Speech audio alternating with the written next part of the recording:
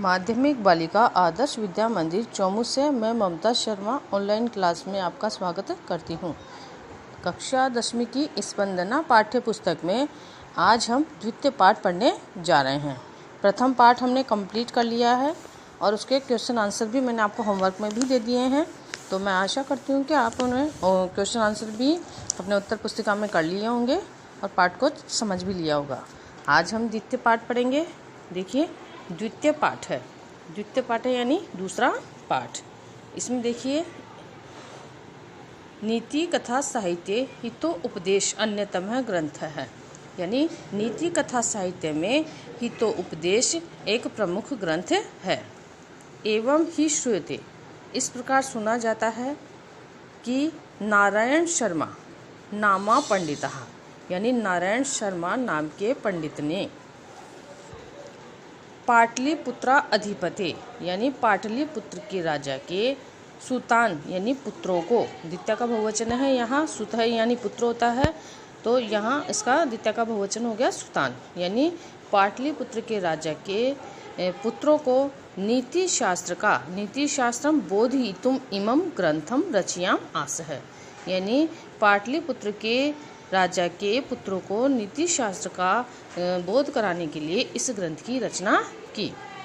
स्वमनोज्ञ प्रवाहमय शैल्यः अयं ग्रंथः लोकेषु अति प्रसिद्धम एवाप।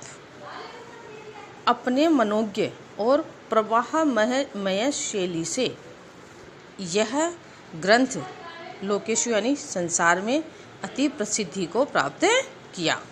यानी जो नारायण शर्मा है उनके लिए कहा है कि स्वमनोज्ञ यानी अपने मनोज्ञ और प्रवाहमयी शैली से यह ग्रंथ है जो कि संसार में लोकेशु यानी संसार में अति प्रसिद्धि को प्राप्त हुआ या अति प्रसिद्धि को प्राप्त किया। सरस सरल भाषया अस्मिन् ग्रंथे पंचतंत्रादि ग्रंथान आधारीकृत्य पशुकथानां संग्रहो अस्ति। यानी सरस यानी रस से युक्त और सरस और सरल भाषा में इस ग्रंथ में, अस्मिन् ग्रंथे, ग्रंथ में पंचसप्तमी का एक वचन है, तो इस ग्रंथ में पंचतंत्र आदि ग्रंथों को आधार करके, अधिकृत यानी आधार करके, पशु कथानाम संग्रहो अस्ति, यानी पशु कथाओं का संग्रह किया है। दोबारा देख लीजिए कि सरस और सरल भाषा में इस ग्रंथ में पंचतंत्र आदि की जो कथाएं हैं उनको आधार करके और पशुओं के कथाओं का इसमें संग्रह किया है।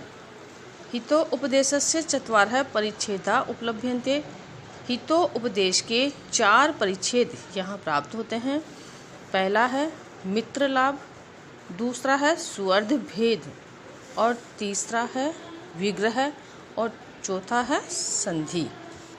ये जो आप पढ़ रहे हैं ऊपर देखिए, हमने नीति कथा साहित्य में हितो उपदेश ग्रंथ के बारे में, हितो उपदेश ग्रंथ में क्या है, 4 परिच्छेद प्राप्त होते हैं। ये आपके क्वेश्चन में भी पूछा जा सकता है कि जो हितो उपदेश है उसमें कितने परिच्छेद प्राप्त होते हैं, 4, चत्वारः यानी 4 परिच्छेद प्राप्त होते हैं। और पहला है, उन चारों के नाम है मित्र लाभ, सुहृद भेद, तीसरा विग्रह और चौथा संधि। आगे देखते हैं, प्रस्तुतो अयम। देखिए यहाँ इसकी संधि करते हैं तो संधि हो जाती है प्रस्तुतः, ओ का विसर्ग हो जाता है, और अयम का मतलब होता है यह, प्रस्तुतः यानी यहाँ प्रस्तुतो अयम पाठ है मित्र लाभ परिच्छेदस्य प्रथमः कक्षायाः संपादितो अशो विद्यते। यहाँ भी देखिए इसकी भी संधि इसी प्रकार से संपादित है धन अश विद्यते। तो इसमें है कि यह प्रस्तुत, यह पाठ, अयम यानी यह, प्रस्तुत यानी है, कि प्रस्तुत यह पाठ मित्र लाभ परिच्छेद के प्रथम कथा से संपादित करके लिया गया है या संपादित है। देखिए, प्रथम मित्र लाभ परिच्छेद के, यानी जो परिच्छेद हमने यहाँ 4 परिच्छेद हमने पढ़े हैं उनमें जो पहला है मित्र लाभ, तो मित्र लाभ परिच्छेद के प्रथम कथा से संपादित किया गया है।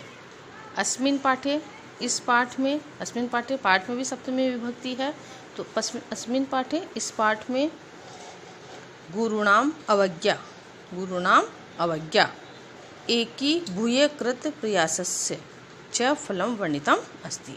अब देखिए जो ये पाठ हम पढ़ रहे हैं, इस पाठ में क्या है, मेन बात क्या है, क्या बताना चाह रहे हैं कि इस पाठ में, अस्मिन् पाठे, इस पाठ में गुरुओं की अवज्ञा करके और एक हो करके, यानी एक हो करके, सब मिलजुल करके प्रयास करने से जो फल प्राप्त होता है उसका इस पाठ में वर्णन किया गया है। देखिए दो बातें बताई हैं कि एक तो अगर आप गुरु की अवज्ञा करते हैं, यानी गुरु की आज्ञा को आप नहीं मानते हैं, तो उसका क्या फल होता है, और दूसरा है कि आप एक हो करके जो प्रयास करते हैं उसका क्या फल प्राप्त होता है। इन दोनों का वर्णन यहाँ किया गया है।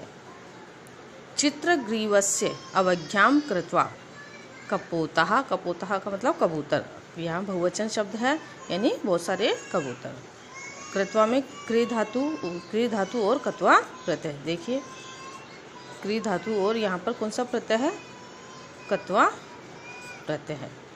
तो चित्रग्रीवस्य अवज्ञा, यानी अवज्ञा करना, यानी कहना नहीं मानना। जातबद्धा सजातः, संजातः, यानी चित्रग्रीव की अवज्ञा करके कबूतरों के जाल में बद्ध, यानी जाल में फंसना, जाल में फंस जाते हैं। यानी इस पाठ में बता रहे हैं कि चित्रग्रीव की अवज्ञा करके जो कबूतर है वो जाल में फंस जाते हैं। पुनश्च, फिर पुनः चित्रग्रीवस्य उपदेशेन एकी चित्तभूय संहतिम आश्रित्य जालम आदाय एव उडितः।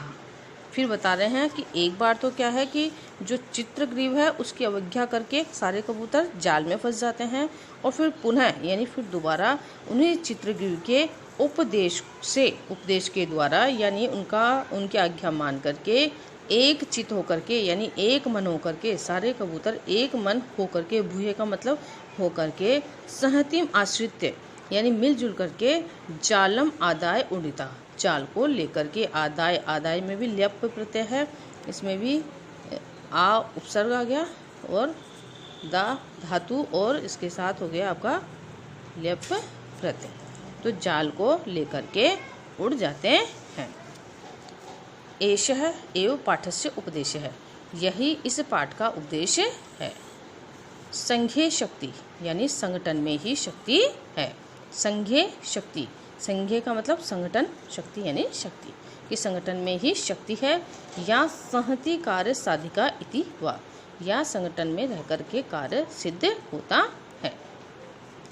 तो इस प्रकार से हमने पाठ का थोड़ा सा परिचय किया है, परिचय पढ़ा है, और इसके बाद में इसकी कथा है, यानी किस कथा के माध्यम से हमें कभी जो लेखक है वो हमें क्या प्रेरणा देते हैं। इसमें मैंने आपको दो बात बताई है कि इसमें इन लेखक के द्वारा, जो नारायण शर्मा है, इन्होंने इस कथा के माध्यम से हमें यह संदेश दिया है कि हमें हमेशा गुरु की आज्ञा का पालन करना चाहिए, और जो गुरु की आज्ञा का पालन नहीं करता है उसको क्या फल प्राप्त होता है, और जो पुनः गुरु की आज्ञा का पालन करते हैं या गुरु की आज्ञा का पालन करके एक होकर के कार्य करते हैं तो उसका क्या फल प्राप्त होता है। यहाँ कबूतरों के द्वारा या पशु कथाओं के द्वारा हमें प्रेरणा दी जाती है। तो आज के लिए हम इतना ही देखते हैं, और आप इसको उत्तर पुस्तिका में इसका अर्थ करेंगे, और आगे हम पढ़ेंगे संज्ञे शक्ति। आगे हम इस पाठ की जो कथा है उसको पढ़ेंगे। धन्यवाद।